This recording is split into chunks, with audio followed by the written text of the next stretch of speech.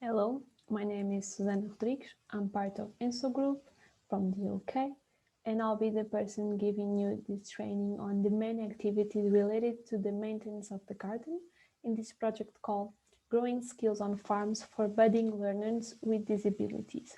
So let's just get started.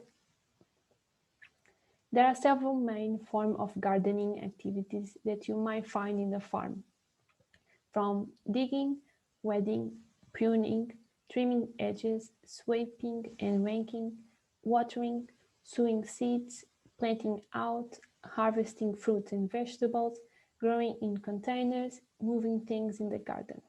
So for you to understand them better, each of them, we'll go through every single one.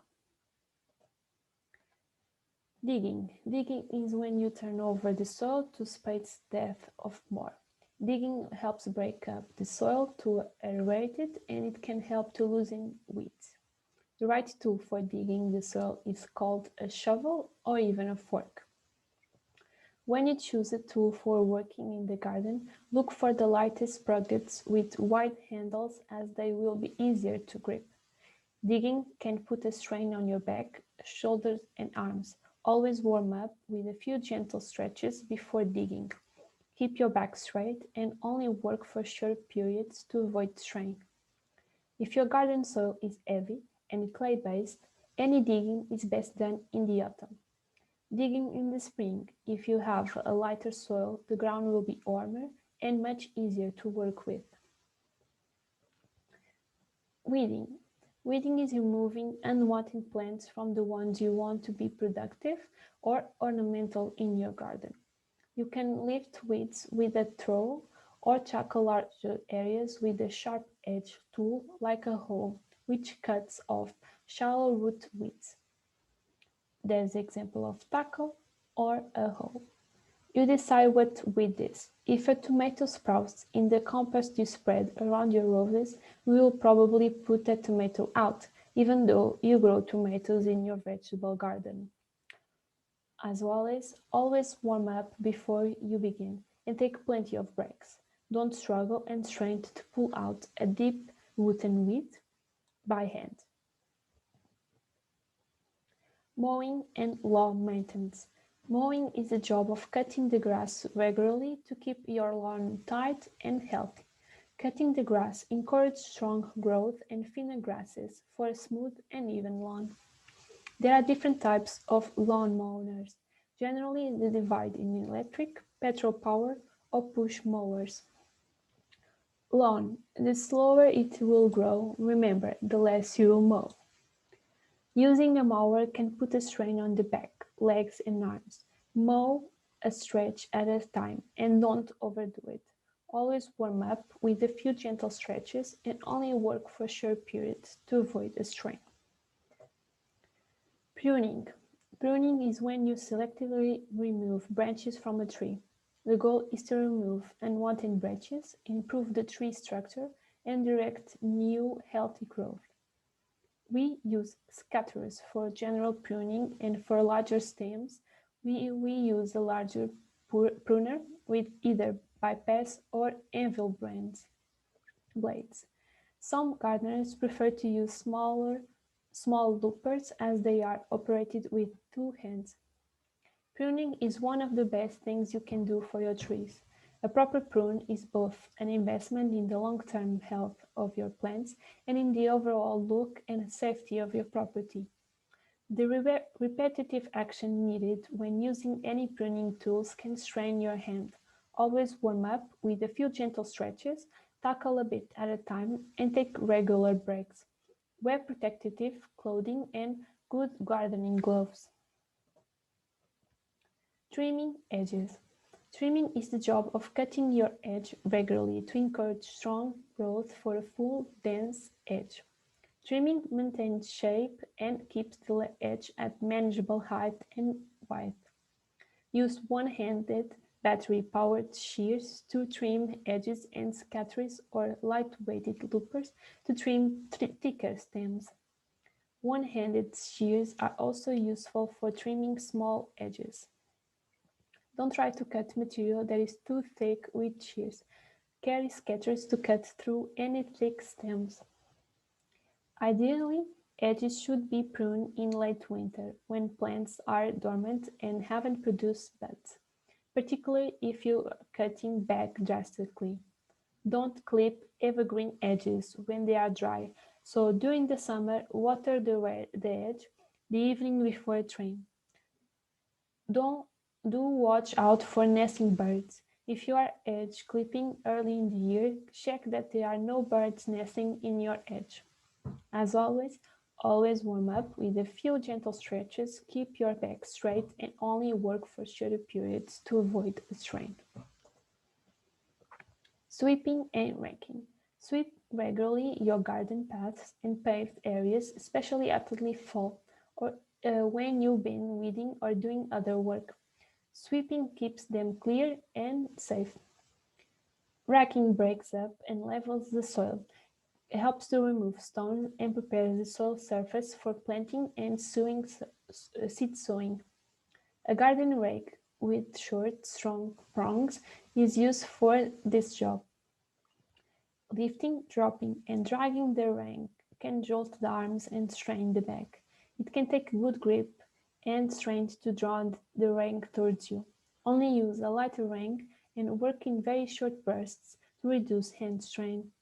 Always warm up with a few gentle stretches and only work for short periods and take lots of breaks. Watering. Watering is key to growing plants well, so here we look at how to get it just right. This not only means providing the water of our gardens needed, but using it wisely. Weather conditions determine when to water garden plants as well. If it is hot and dry, for example, you'll have to water it more often. Of course, in rainy conditions, little watering is needed. Plants too dictate when and how often to water. Different plants have different watering needs. Larger plants need more water as do newly planted ones. The most suitable time for watering is in the morning, which reduces evaporation, but late afternoon is okay as well, provided you keep the foliage from getting wet, which can lead to fungal issues. Remember, water is a valuable resource, and the world resources are under pressure from the effects of climate change, population growth, and the need to protect the environment, such as river levels for wildlife.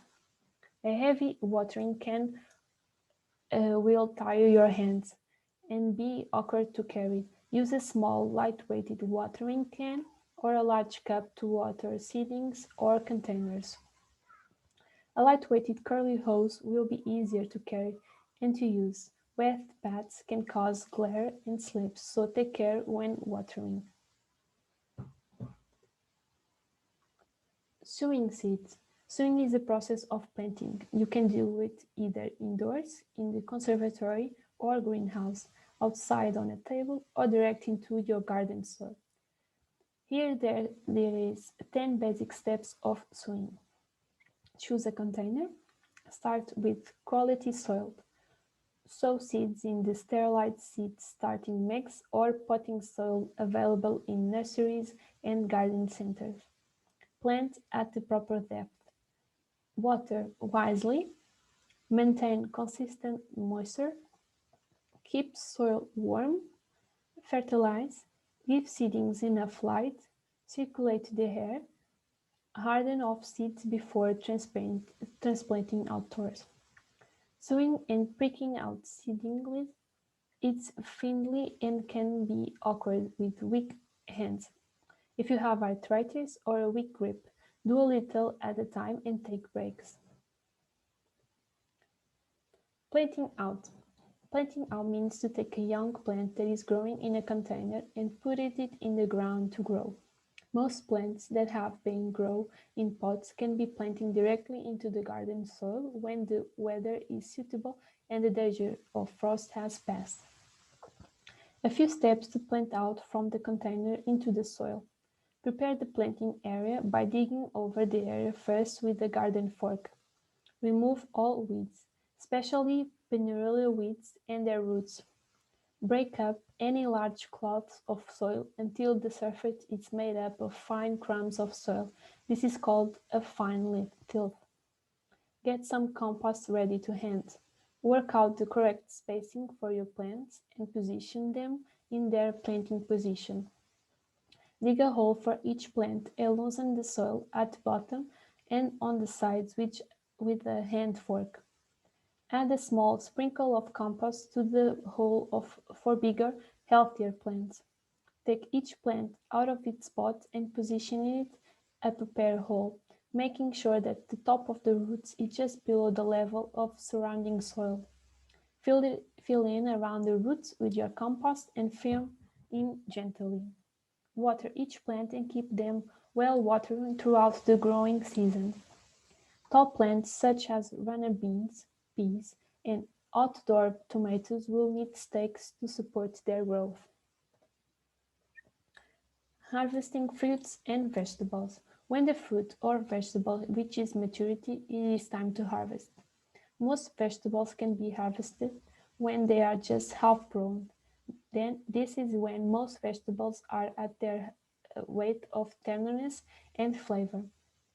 Fruits should be harvested when are full size, and the reds are the color desired because they will not continue to ripen off the vine.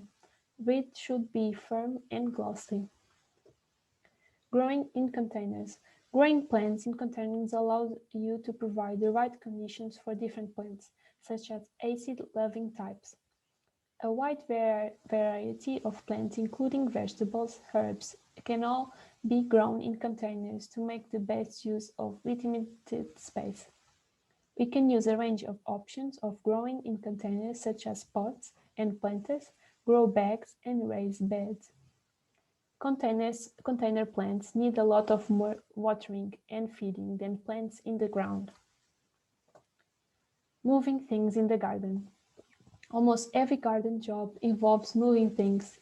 Either it's carrying tools, moving plants in bags of compost, or taking weeds of cutting to the compost whip. It is good to have a range of carrying options that are affordable to use for different jobs. For a lightweighted bucket, tool belt, apron, or bag for carrying tools, to lightweighted barrows and trolleys for moving heavier items. Lifting and moving a heavy wheelbarrow can cause back, arm, and hand strain, and carrying buckets and bag can tire the arms and strain the back. Don't carry too much at one time. Keep your back straight and bend your knees when lifting. Raised beds. Raised beds are essentially containers of various sizes that bring the planting area off the ground and make it easier to reach the soil. Raised beds are an attractive addition to a garden and offer many practical advantages. They can make digging, weeding, and planting easier and allow you to introduce different soil types or soil of a better quality. Raised beds can make gardening easier for people with disabilities. You can choose the weight of the bed so that it helps you garden more comfortably standing up or sitting down. Higher beds can also offer support to people who have balance problems. You can buy ready-made raised beds and kits to build simple raised beds yourself from garden centers and online garden retailers. You can also do it yourself. Here there's a set of gardening tools, such as a shovel, a fork, a bucket, a tackle, a hoe, gloves, barrows, garden rake, scatters, and a garden shoes. Keep your tools in order. Here are some general tips. Rinse digging tools with a garden hose and use a wire brush or a putty knife to get rid of caked on dirt. Give pruners, loopers, or shears a quick scrub with a nail brush and some soapy water. If tools were exposed to diseased plants or pest-infected soil, give them a quick soak in a diluted solution of 2 cups household bleach mixed with 1 gallon of water. Then rinse in plain water or wipe with a cotton pad soaked with rubbing alcohol. Always dry your tools thoroughly with a towel or a rag. Store tools in a dry, well-ventilated shed or garage.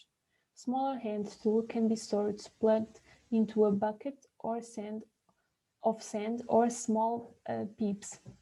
And larger tools should be hung or stored upside down so as not to dull their blades. As always, and is always important, washing hands after gardening is as well as important in gardening as in life. And to finish, if any questions rise, please do reach us out in these links in our mail or website, even on Facebook or Instagram, and you can also explore our hub of resources. So thank you and a rest of the good day.